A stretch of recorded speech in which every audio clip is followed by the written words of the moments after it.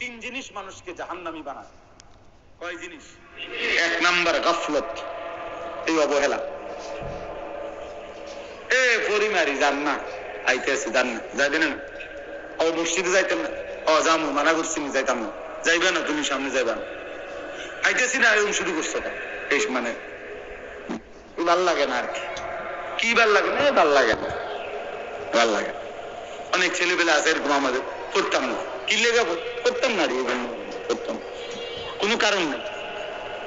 এই গাফলত, খামখেয়ালি, অবহেলা পরে জাহান্নামী বানাচ্ছে। দুই নাম্বার হলো জাহালত, অজ্ঞতা, মূর্খতা। সে মূলত ওযু নামাজ জানেই না, সূরা কেরাত জানেই না, ফরজ ওয়াজিব সুন্নত জানেই না। তো এই মূর্খতা, না জানা, অজ্ঞতা, এটা তারে জাহান্নামী বানায়। তিন নাম্বার হলো দালালাত, সঠিক পথ হারিয়ে ফেলা। মানে ফিকির আছে, আখিরাত বুঝে, কিন্তু সঠিক রাস্তাটা চেনে নেয়। হেদায়েতের সঠিক রাস্তা, সুন্নতের রাস্তা, কুফরির পথে চলে গেছে, শিরিকের পথে চলে গেছে, বিদআতের পথে চলে গেছে, রাস্তা হারায় ফেলছে। দালালাত, এই ভ্রষ্টতা, পথ হারা, এই কারণে জাহান্নামী। কয়টা হলো? তিনটা। গাফলত, জাহালত, দালালাত। কেউ গাফিল হওয়ার কারণে জাহান্নামী হবে, কেউ জাহিল হওয়ার কারণে জাহান্নামী হবে, কেউ পথভ্রষ্ট, পথ হারা হওয়ার কারণে জাহান্নামী। এই জন্য প্রিয় ভাই, আমি এই দেখেন এখন এতটুকু দেখেন, সবাই কষ্ট করে এ চাটাই আনা হোক, কিছু একটা দিয়ে হলো বসতে পারে, আলহামদুলিল্লাহ। আল্লাহ তাআলা এই সবগুলো ছেলে তোমাদেরকে আল্লাহ বরকত দান করেন। তোমরা এতটুকু তো যে কথাটাকে কদর করছো, আমি দমক দিয়া বললো মহব্বত করে বসছো, আল্লাহ তাআলা এই বসায় বরকত দান করে।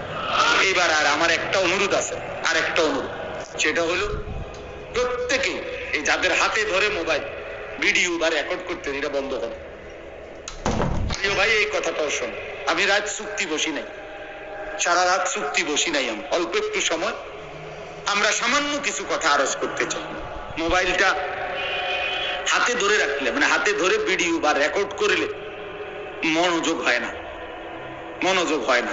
মানে মানুষের অন্তর একসাথে দুই জিনিস ভাবতে পারে না, এটা মনোবিজ্ঞানের কথা, দার্শনিকদের কথা। একই সময় দুইটা জিনিস অন্তরে ভাবে না, একটা সরাইয়া আরেকটা ভাবতে হয়। এই জন্য মোবাইল যখন হাতে থাকে কারো, তখন তার অন্তরে সারাক্ষণ এইটা থাকে যে মোবাইলটাতে উঠতেছে কিনা, বারবার এটা উঠানামা করে অন্তরে। ফলে সে একটু পর পরই মনের অজান্তেই এটার দিকে নজর দেয়, বারবারই ফিকির হয় যে এটা তো উঠে, এই জন্য একবার আগায়, একবার একটু পিছায়, একবার এটাকে বড় করে, ছোট করে, মানে মনের মধ্যে সারাক্ষণ এটা আসে। ফলে সে নিজের জন্য, নিজের দিলে কোনো কথা জমে না। তো এই জন্য মোবাইলে আলহামদুলিল্লাহ আমাদের বহু ওয়াজ আছে, সব বক্তার ওয়াজে আছে, একেবারে নতুন পুরাতন, পরিচিত অপরিচিত, সবার বক্তব্যই আলহামদুলিল্লাহ আছে, অভাব নাই। তুমি অবসর টাইমে শুনে নিও। এখন যেহেতু একজন আলেমে দ্বীন আসছে এখানে, তুমিও আসছো, সরাসরি শোনার সুযোগ হয়েছে, এখন চোখের দিকে তাকাইয়া শুনবার বরকত ভিন্ন। এই চোখের দিকে তাকাইয়া সরাসরি মনোযোগ দিয়ে শোনা, আল্লাহর কসম, এর মধ্যে এমনি মোবাইল থেকে শোনার চাইতে 1 কোটি গুণ বেশি ফায়দা। ইন্না ফি যালিকা লাযিকরা লিমান কানা লাহু কলবুন আও আলকা আস-সামআ ওয়া হুয়া শাহীদ। আল্লাহ বলছে 3 জিনিস, যে তার অন্তর, কান এবং নিজের চোখ, মানে সশরীরে উপস্থিত, এই 3টা যখন একত্রিত করে, আল্লাহ বলে নিশ্চয়ই তার জন্য আমার কোরআনের মধ্যে উপদেশ রয়েছে। এই 3 জিনিস, দিল, কান, চোখ একসাথ করো, আল্লাহ বলেন 3টাই খুলে দাও, চোখ খুলে দাও, কান খুলে দাও, কলব, অন্তর খুলে দাও আল্লাহর কথার দিকে, তাইলে ইনশাআল্লাহ তোমার পরিবর্তন। আল্লাহর ওয়াদা, আল্লাহর ওয়াদা। এই জন্য প্রিয় ভাই, আমরা সবাই ইনশাআল্লাহ এই অল্পটুকু সময় আল্লাহর কথা মনোযোগ দিয়ে শুনবো ইনশাআল্লাহ। মনোযোগ জরুর, মনোযোগ জরুর, ভীষণ জরুর। এই এত বিপুল পরিমাণ বলা হচ্ছে 30 আমার বেশি আফসোস লাগে। আমাদের বাংলাদেশের একজন বুজুর্গ আলেম দ্বীন এটা বলছিলেন একদিন, আমি শুনছিলাম।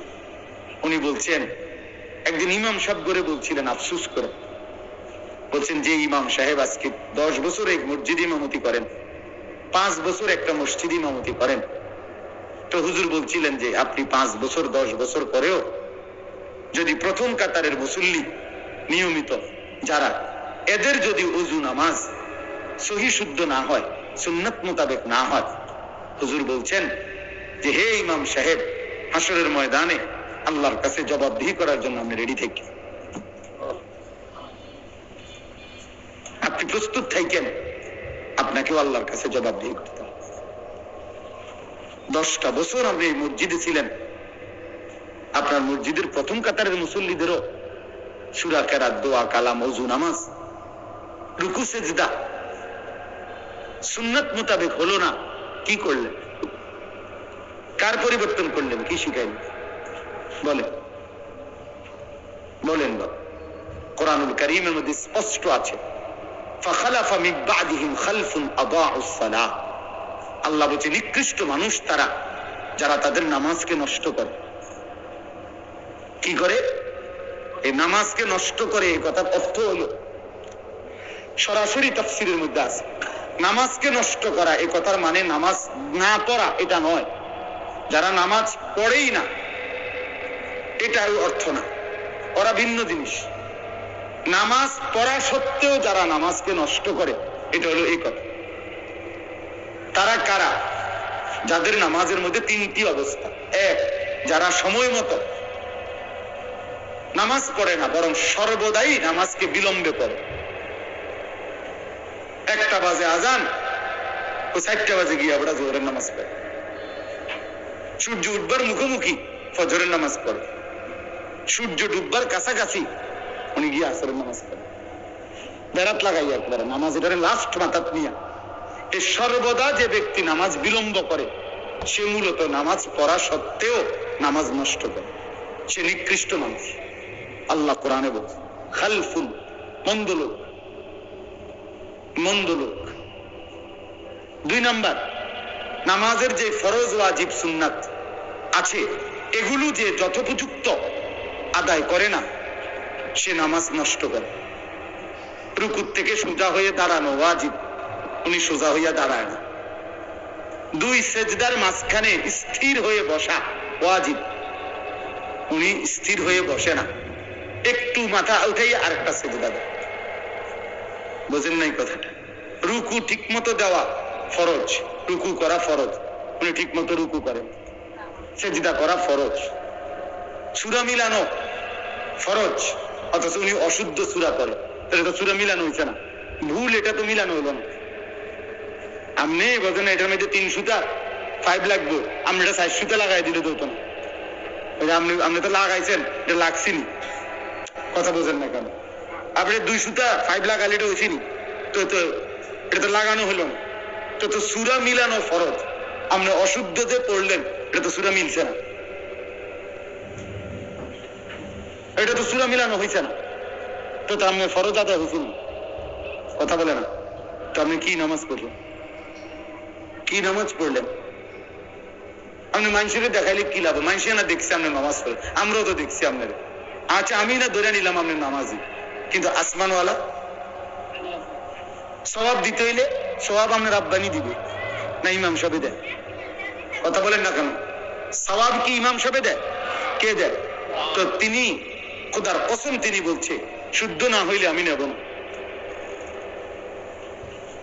আমরা কিতাবে পড়ছি যে কেউ যদি তার উত্তম মেহমানকে একটা মরা মুরগি হাদিয়া দেয়, সে কি নেবে? তো আপনি এই মরা নামাজিটা দিলেন কেন আল্লাহরে?